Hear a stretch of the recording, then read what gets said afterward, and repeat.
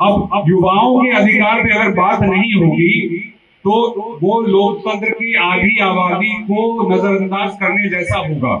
रोजगार के लिए चक्कर लगाते रहते हैं, फॉर्म निकलता है, फॉर्म भरते हैं, पेपर लीक हो जाता है, सरकार की कोई जवाबदेही नहीं होती। युवाओं की अधिकार मांग करके कांग्रेस ने बिहार विधानसभा चुनाव से पहले एक जोरदार पासा फेंका है पटना सिटी में, और जिसका असर भी युवाओं के बीच बखूबी नजर आ रहा है। नमस्कार, मैं फलक सिंह और आप सभी का स्वागत हो चुका है हमारे चैनल सच टॉक्स पर। आपको बताते चले कि युवा अधिकार संवाद आयोजन किया गया था। शशांक शेखर कांग्रेस के जो नेता है यहाँ से पूरी तरीके से तैयारी भी कर रहे हैं। उन्होंने सीधा कांग्रेस के सबसे ताकतवर या यूं कहें हुकुम का इक्का युवा के बीच में जो है कन्हैया कुमार को पटना में उतार दिया। पटना सिटी में उतरते ही कन्हैया कुमार के बहुत ही गर्मजोशी के साथ स्वागत हुआ है। छात्रों के बीच में नारे भी लगे हैं। आप साफ तौर पे विजुअल के माध्यम से देख सकते हैं कि कैसे कन्हैया कुमार की एंट्री होती है। बहुत जोरदार स्वागत होता है।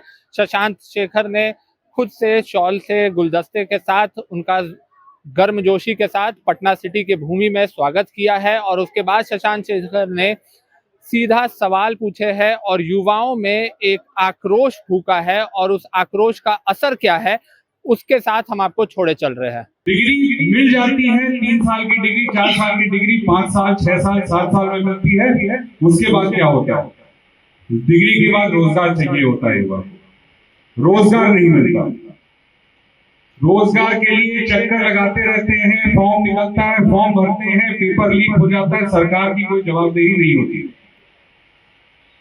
युवा झूठे वादे नहीं चाहता है, उसको अवसर चाहिए, उसको अवसर चाहिए मेहनत करने के लिए, आगे बढ़ने के लिए। और युवा सिर्फ भाषण नहीं चाहता है, वो रास्ता चाहता है, वो सम्मान चाहता है, वो भागीदारी चाहता है, ताकि वो समाज को, अपने घर को आगे ले जा सके। अब युवाओं के अधिकार पे अगर बात नहीं होगी तो वो लोकतंत्र की आधी आबादी को नजरअंदाज करने जैसा होगा। तो इसलिए ये बात हम सब मानते हैं कि युवाओं की बात सुने बिना, युवाओं की महत्वाकांक्षाओं को समझे बिना किसी भी देश का, किसी भी समाज का उत्थान नहीं हो सकता, प्रोग्रेस नहीं हो सकता। अब युवा हमारे देश में या आप पूरे विश्व में कहें, युवाओं ने ही हमेशा से हमारे इतिहास को बदला है। अब 1942 की हमारी भारत छोड़ो आंदोलन की अगर हम बात करें तो उस टाइम भी युवाओं ने ही सबका बीड़ा उठाया था, और अंग्रेजों को भगाने के लिए जो आवाज उठी थी, युवाओं की जो आवाज थी वो सबसे ज्यादा मुखर थी। आप अगर फ्रांस के 1968 के आंदोलन की बात करें, वहां भी युवाओं ने ही सबसे ज्यादा मजबूत योगदान दिया था। तो आज का युवा पीड़ित क्यों है? जिसका सबसे बड़ा रोल रहता है समाज को बदलने में, सबसे बड़ा जिसकी भूमिका जिसकी सबसे बड़ी रहती है, उसकी ये हालत क्यों है आज के समय में? आप अगर देखें तो बचपन से लेके जवानी तक निराश करने की आदत बन गई है।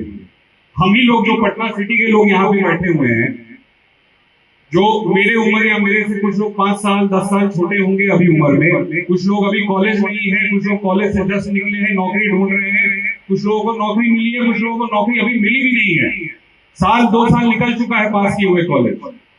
अब आप देखिए तो बचपन से जवानी तक बस निराश होना एक आदत सी बन गई। जब बच्चे थे तो अधिकतर लोगों को ढंग का स्कूल नहीं मिला, आज भी नहीं मिल रहा है। आबादी बढ़ती है किसी भी सभ्यता में तो स्कूल बढ़ाए जाते हैं।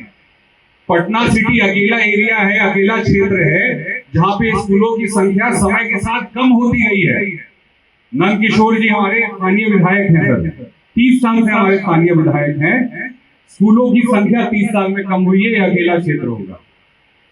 कागज पे स्कूल पढ़ रहे हैं यहाँ पे। एक स्कूल जहाँ पे एक कंपाउंड में हुआ करता था, वो कागज पे 8 स्कूल हो गए, 9 स्कूल हो गए। तो आपको कागज पे बहुत सुनहरी तस्वीर दिखेगी कि स्कूल बढ़े हैं, लेकिन वही है, एक उतना ही रहा है, उसको काट काट के बांटने की कोशिश की गई। स्कूलों की बात करें, स्कूल नहीं मिले।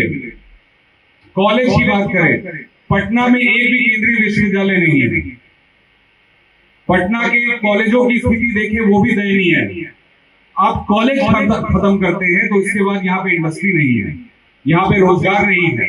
तो सरकार की जिम्मेदारी बनती है या तो प्राइवेट नौकरियां यहाँ पे उत्पन्न करें या फिर सरकारी नौकरियां उत्पन्न करके उनकी भर्ती करें। आज के डेट में लाखों पद भर्ती के लिए खाली पड़े हैं, सालों साल से खाली पड़े हैं, उसको भी कोई नहीं बढ़ रहा।